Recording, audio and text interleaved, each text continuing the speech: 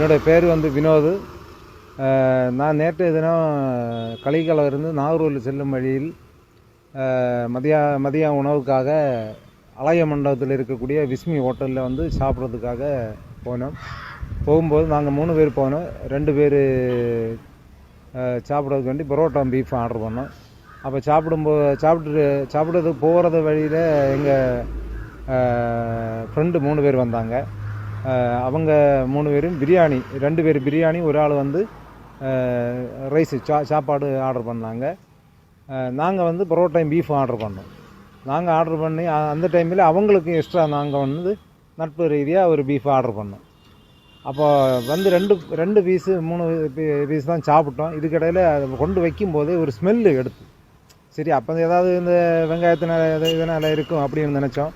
அதில் சாப்பிடும்போது தெரியுது இந்த உணவு 2 நாள் 3 நாள் பழக்கமான உணவுன்னு தெரிஞ்சு போச்சு. உடனே தான் நான் அந்த சப்ளையரை கூப்பிட்டேன். ஆனால் இது கொஞ்சம் மோசமாக இருக்குது, இது 2 நாள் ஆனது மாதிரி இருக்குது அப்படின்னு சொன்னேன்.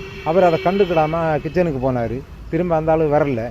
திரும்ப நாங்கள் அதை சாப்பிடாம அதை வச்சுட்டு நாங்கள் பரோட்டா சாப்பிட்டு முடிச்சுட்டு நாங்கள் திரும்ப பில்லு கவுண்டரில் அந்த கவுண்டரில் இருக்கக்கூடிய பையனிடம் சொன்னோம் இந்த மேட்ரை.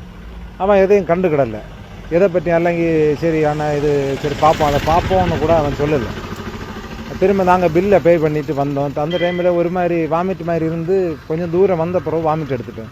அப்படி ஒரு 3 தடவை வாமிட் வந்துட்டு திரும்ப ஒரு ஹாஸ்பிட்டலில் போய் நான் ஒரு ஊசியை போட்டு கொஞ்சம் இதை மாறிட்டு அப்போ தான் எனக்கு தோணுச்சு, இன்னும் இதை நம்ம இதை விடக்கூடாது. இது நம்ம மட்டும் இல்லை, இன்னும் சின்ன குழந்தைகள் பலரும் சாப்பிட்றாங்க. பல மாவட்டத்திலேருந்து பல மாநிலத்திலேருந்து சாப்பிட்றாங்க. அப்போ இந்த ஹோட்டலு கொஞ்சம் ஃபேமஸான ஹோட்டலு. அப்போ எல்லாருமே விரும்பி அந்த இடத்துல சாப்பிட்றாங்க. அந்த இடம் கொஞ்சம் வசதியானால சாப்பிட்றாங்க. இதை நான் நேற்றைக்கு கம்ப்ளைண்ட் பண்ணிட்டேன். அவங்க இன்றைக்கி அந்த இடத்துல ரெய்டு பண்ணியிருக்காங்க. அந்த இடத்துல ஃபுட் இன்ஸ்பெக்டர்லாம் வந்திருக்காங்கன்னு சொன்னாங்க. நான் பார்க்கல. அப்போ இன்றைக்கி அதை எவ்வளோ தூரம் அவங்க கொண்டு போகிறாங்கன்னு தெரியல. அவங்க சரியாக அதை நடவடிக்கை எடுக்கலைன்னா நான் இதுக்கு மேலே போய் அதை கிளியரான காரியத்தை செய்வேன். அந்த பீஃபு பார்சல் பண்ணிட்டு வந்தது எங்கள்கிட்ட இருக்குது. அதை நாங்கள் இனி எங்கே கொடுக்கணுமோ அங்கே கொடுத்து பண்ணுவோம். அவங்க நேர்மையாக பண்ணுவாங்கன்னு ஒரு நம்பிக்கை எனக்கு இருக்குது. அதை பண்ணி இதை கிளியர் பண்ணால் நல்லா இருக்கும். ஏன்னா இன்னும் ஜனங்கள் அந்த இடத்துல போய் சாப்பிடணுன்னா அதை கிளியர் பண்ணணும். இல்லைன்னா அதை நிரந்தரமாக அந்த கடையை மூட வேண்டிய கட்டாயம் ஏற்படும்.